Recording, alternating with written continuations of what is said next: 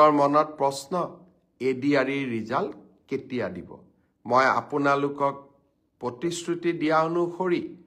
একেবাৰে মাৰ্চ মাহৰ 7 তাৰিখৰ আগতে আমি এডিআৰিৰ ৰিজাল্ট দিম কিন্তু এডিআৰিৰ ৰিজাল্টৰ কাৰণে আপোনালোকে উৎকণ্ঠিত হৈ থকাৰো কোনো কাৰণ নাই কাৰণ প্ৰত্যেকখন বহি বা OMR sheet answer কি এটি আপোনালোকৰ হাততে আছে গতিকে সেবাই ৰিজাল্ট দিয়ক বা নিদিয়ক আপোনালোকে নিজেই নিজৰ ফলাফলৰ আকলন এটা কৰিয়েই ল'ব পাৰে কৈ মাৰ্চ মাহৰ ভিতৰতে আৰু পাৰিলে আৰু আগতে অসম পুলিচৰ পৰীক্ষা আৰু আমাৰ শিক্ষক নিযুক্তিৰ যেটো প্ৰক্ৰিয়া আমি আৰম্ভ কৰিছিলো তাকো আমি আগুৱাই লৈ যাবলৈ চেষ্টা কৰিম শিক্ষক নিযুক্তিৰ কথা মনলৈ আহুতেই মই আকৌ এবাৰ গৌৰৱ অনুভৱ কৰিছো যে অসমত 2008 চনৰ পৰা মাত্ৰ 8000 টকাৰে কন্ট্ৰাকচুৱেল টিচাৰৰ কাম কৰি থকা আটাইকে যোৱা 15 তাৰিখে মই নিয়মীয়া চৰকাৰী চাকৰিৰ নিযুক্তি পত্ৰ তুলি দিবলৈ সক্ষম হলো আকৌ এক প্ৰাপ্তিৰ আনন্দ 1 লাখ চৰকাৰী চাকৰি প্ৰতিশ্ৰুতি দিছিলো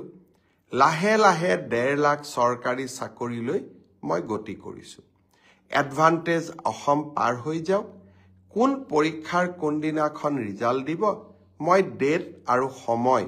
দুইটাই আপোনালোকক জনাম এই কেটা দিন এডভান্টেজ অসমক লৈ ব্যস্ত থাকিম আৰু অসমত উদ্যোগীকৰণৰ নতুন বাতাবৰণ এটা নিৰ্মাণ কৰিবলৈ চেষ্টা কৰিম মনত পেলাই দিব খুজিছো মুখ্যমন্ত্ৰীৰ আত্মনিৰ্ভৰ অসম অভিযানৰ এতিয়া আবেদনৰ সময় চলি আছে অহা 28 ফেব্ৰুৱাৰীত এই আবেদনৰ সময় শেষ হ'ব আজিৰ মুহূৰ্তলৈকে 50,000 যুৱকে ৰেজিষ্ট্ৰেচনৰ পিছত আবেদন কৰিছে মই ভাবো যিসকলে এতিয়াও ৰেজিষ্ট্ৰেচন কৰি আবেদন কৰা নাই তেখেতসকলেও যাতে আবেদনৰ প্ৰক্ৰিয়া সম্পূৰ্ণ কৰি লয় তাৰ বাবে মই যুৱক সমাজক আকৌ এবাৰ আহ্বান জনাম বহুতৰ মনত প্ৰশ্ন এডিআৰিৰ ৰিজাল্ট কেতিয়া দিব মই আপোনালোকক প্ৰতিশ্ৰুতি দিয়া অনুসৰি একেবাৰে মাৰ্চ মাহৰ 7 তাৰিখৰ আগতে আমি এডিআৰিৰ ৰিজাল্ট দিম কিন্তু এডিআৰিৰ ৰিজাল্টৰ কাৰণে আপোনালোকে উৎকণ্ঠিত হৈ থকাৰো কোনো কাৰণ নাই কাৰণ প্ৰত্যেকখন বহি বা OMR sheet answer কি এটি আপোনালোকৰ হাততে আছে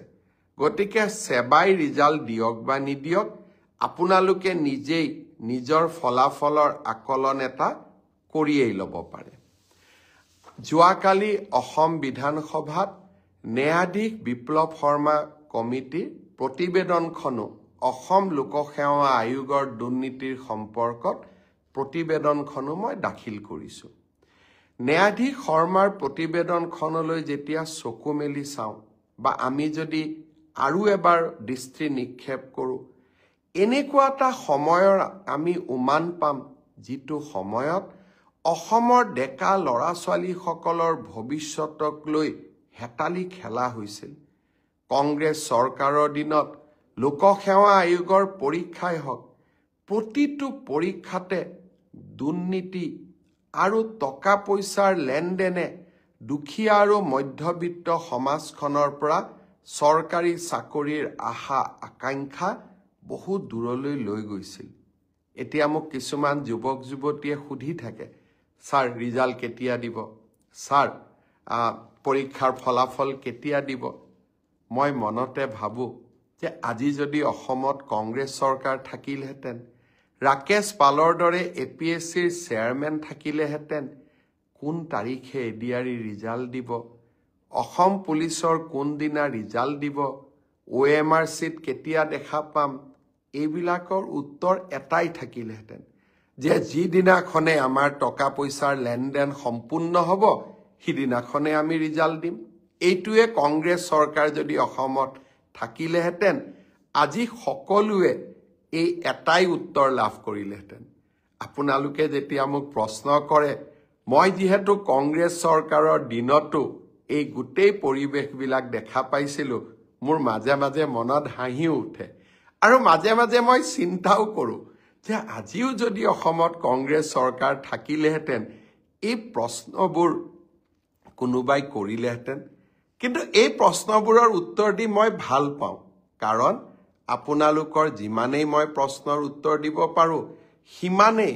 অসমৰ নতুন প্ৰজন্মৰ মাজত বিশ্বাস আহে যে আমি স্বচ্ছতাৰ মাজেৰে কাম কৰিছোঁ। যোৱা পৰহি দিনাখন লোকসেৱা আয়োগত এইবাৰৰ পৰীক্ষাত পাছ কৰা 200জন যুৱক যুৱতীক চৰকাৰী চাকৰিৰ নিযুক্তি পত্ৰ হাতত তুলি দি মই আকৌ এবাৰ প্ৰাপ্তিৰ আনন্দ অনুভৱ কৰিছিলোঁ। এই 200জন ছাত্ৰ ছাত্ৰীৰ এগৰাকীও মন্ত্ৰী বিধায়কৰ সম্পৰ্কীয় নহয়, এগৰাকীও চৰকাৰী শাসন ব্যৱস্থাৰ লগত জড়িত নহয়।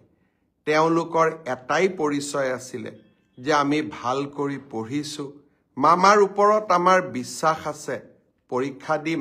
আৰু আমি চৰকাৰী চাকৰি লাভ কৰিম। সেই ধাৰাবাহিকতাকে আমি অক্ষুণ্ণ ৰাখিম। এডিআৰই ৰিজাল্টৰ পিছত লাহেকৈ মাৰ্চ মাহৰ ভিতৰতে আৰু পাৰিলে আৰু আগতে অসম পুলিচৰ পৰীক্ষা আৰু আমাৰ শিক্ষক নিযুক্তিৰ যিটো প্ৰক্ৰিয়া আমি আৰম্ভ কৰিছিলোঁ, তাকো আমি আগুৱাই লৈ যাবলৈ চেষ্টা কৰিম। শিক্ষক নিযুক্তিৰ কথা মনলৈ আহোঁতেই মই আকৌ এবাৰ গৌৰৱ অনুভৱ কৰিছোঁ যে অসমত 2008 চনৰ পৰা মাত্ৰ 8,000 টকাৰে কণ্ট্ৰেকচুৱেল টিচাৰৰ কাম কৰি থকা আটাইকে যোৱা 15 তাৰিখে মই নিয়মীয়া চৰকাৰী চাকৰিৰ নিযুক্তি পত্ৰ তুলি দিবলৈ সক্ষম হ'লোঁ। আকৌ এক প্ৰাপ্তিৰ আনন্দ। 1 লাখ চৰকাৰী চাকৰিৰ প্ৰতিশ্ৰুতি দিছিলোঁ। লাহে লাহে 1.5 লাখ চৰকাৰী চাকৰিলৈ মই গতি কৰিছোঁ। এডভান্টেজ অসম পাৰ হৈ যাওক। কোন পৰীক্ষাৰ কোনদিনাখন ৰিজাল্ট দিব,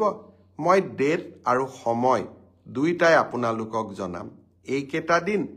এডভান্টেজ অসমক লৈ ব্যস্ত থাকিম আৰু অসমত উদ্যোগীকৰণৰ নতুন বাতাবৰণ এটা নিৰ্মাণ কৰিবলৈ চেষ্টা কৰিম। শ্ৰদ্ধাৰ ৰাইজ, এক আন্দোলন বিবৰ্জিত পৰিৱেশত আৰু হিংসাৰ পৰা বহু নিলগত অৱস্থান কৰা অসমে আজি নতুন দিনৰ সপোন দেখিব পাৰে আৰু আমি সকলোৱে